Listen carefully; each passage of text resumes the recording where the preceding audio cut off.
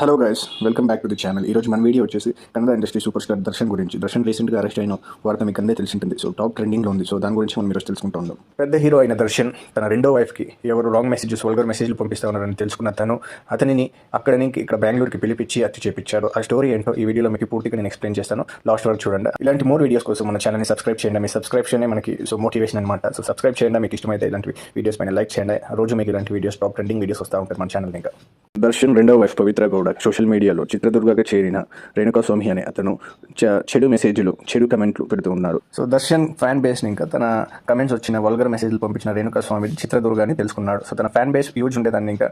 So one of the fan side ఇంకా తనకి information వచ్చారు రేణుకాస్వామి చిత్రదుర్గలో ఈ లొకేషన్లో ఉన్నాడు అనేసి. ఇది తెలుసుకున్న దర్శన్ తనతోటి ఉన్న 13 మంది గూండాల్ని చిత్రదుర్గకు పంపించారు. రేణుకాస్వామిని చిత్రదుర్గాని బెంగళూరు గూడని తీసుకుని రమ్మన్నాడు. రాజాజీ నగర్లో తన ఫ్రెండ్ గూడన్ ఉంది. సో అక్కడికి తీసుకుని రమ్మన్నారు. సో వాళ్ళు 13 మంది వాళ్ళని తీసుకుని సో చిత్రదుర్గాని ఇంకా మన బెంగళూరు ఆర్ఆర్ నగర్కి సో రేణుకాస్వామిని పిలుచుకొని వస్తారు. సో దర్శన్కి ఆర్ఆర్ నగర్లో తన ఫ్రెండ్ వినాయక్ గూడన్ ఉంటుంది, కార్ గూడన్. సో గ్యారేజ్కి పిలిపించి సో దర్శన్ పంపించిండే 13 జనాల్లో ఒక 5 జనాలు రేణుకాస్వామిని కొట్టింటారు. సైడ్ వచ్చిండే ఇన్ఫర్మేషన్ ఇంకా వినాయక్ కార్ గ్యారేజ్లో దర్శన్ అక్కడ ఉన్నాడు. దర్శన్ రేణుకాస్వామిని కొట్టాడని ఇన్ఫర్మేషన్ క్లియర్గా రికార్డ్ అయింది.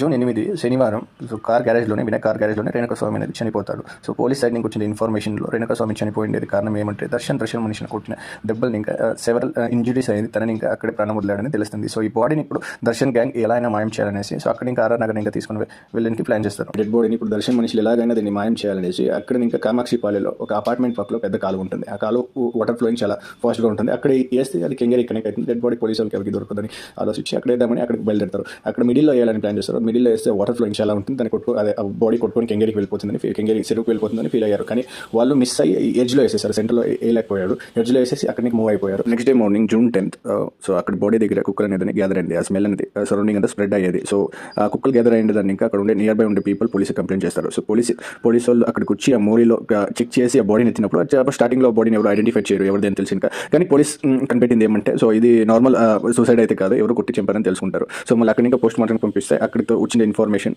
పోస్ట్ మార్టం రిపోర్ట్లో తెలిసేది ఏమంటే సో రాడ్లు ఇంకా కొట్టిన ఏట్లు ఇంకా సో తను చనిపోయాడని తెలుస్తుంది. సో తను ఎవరైనా తెలుసుకునే దానికి CCTV అన్ని చెక్ చేస్తారు. ఫైనల్గా పోలీసులు కనిపెడతారు రేణుకాస్వామి అనేసి. సో రేణుకాస్వామిది కొంచెం మొబైల్ హిస్టరీస్ ఇవన్నీ చెక్ చేసి ఇంకా తెలిసేది ఏమంటే సో తన అపార్ట్మెంట్ CCTV అన్ని చెక్ చేసి తెలిసేది ఒక కొన్ని మనుషులు వచ్చి తనని కిడ్నాప్ చేసినట్లు తెలుస్తుంది. పోలీస్ ఇన్వెస్టిగేషన్లో రేణుకాస్వామి మొబైల్ నుంచి వచ్చిన ఇన్ఫర్మేషన్ ఏమని చెప్తా ఉందంటే సో వల్గర్ మెసేజ్లు రేణుకాస్వామిని ఇంకా పవిత్ర కూడా దర్శన్ వైఫ్కి పెట్టాడని తెలుస్తుంది. ఇది తెలుసుకున్న దర్శన్ డిప్రెషన్కి వెళ్ళి రేణుకాస్వామికి వార్నింగ్ ఇచ్చాడు. కానీ ఆ మెసేజ్ కంటిన్యూ అయ్యే కారణం ఇంకా తను రివెంజ్ తీసుకున్నాడని క్లీన్గా ఎవిడెన్స్ అనేది చెప్తా ఉంది. సో మైసూర్లో ఉండే దర్శన్ని మైసూర్ ఇంకా బెంగళూరు పోలీసులు బెంగళూరు పిలుచుకొని వస్తారు. సో ఇన్వెస్టిగేషన్ జరుగుతూ ఉంది. సో కొట్టిండే రాడ్లు ఇంకా దొరకలేదు.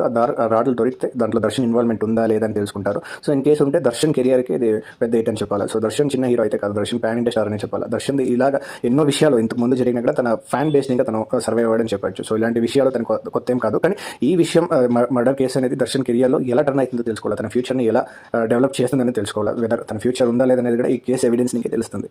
ఎంతే పెద్ద హీరో అని, ఎంతే పెద్ద సెలబ్రిటీ అని ఇలా వల్గర్ మెసేజ్ వస్తూ ఉన్నప్పుడు సో లీగల్గా పోలీసులు వెళ్ళి కంప్లైంట్ చేయాలి. సో పోలీసులు అదేముందో ఫార్మాలిటీస్ అది చూసుకుంటారు. అది కాకుండా దర్శన్ చేసిన పని సో ఎవరు అప్రిషియేట్ అనేది చేయరు. సో ఫిల్మ్లో ఎంత చేసినా కూడా అది ఓకే, అది ఫిల్మ్ వైజ్. సో అది రియల్ లైఫ్లో ఇంప్లిమెంట్ చేయాలనుకుంటే మాత్రం తప్పు. సో దీనికి పోలీస్ సైడ్ ఇంకా ఇన్వెస్టిగేషన్ జరిగి సో దర్శన్ది తప్పని తెలిస్తే మాత్రం డెఫినెట్గా దర్శన్ కెరియర్ అనేది డెఫినెట్గా డౌన్ ఫాల్ అయ్యే ఛాన్సెస్ 100% ఉంది. Thank you for all the people who watch my video till then. Thank you very much.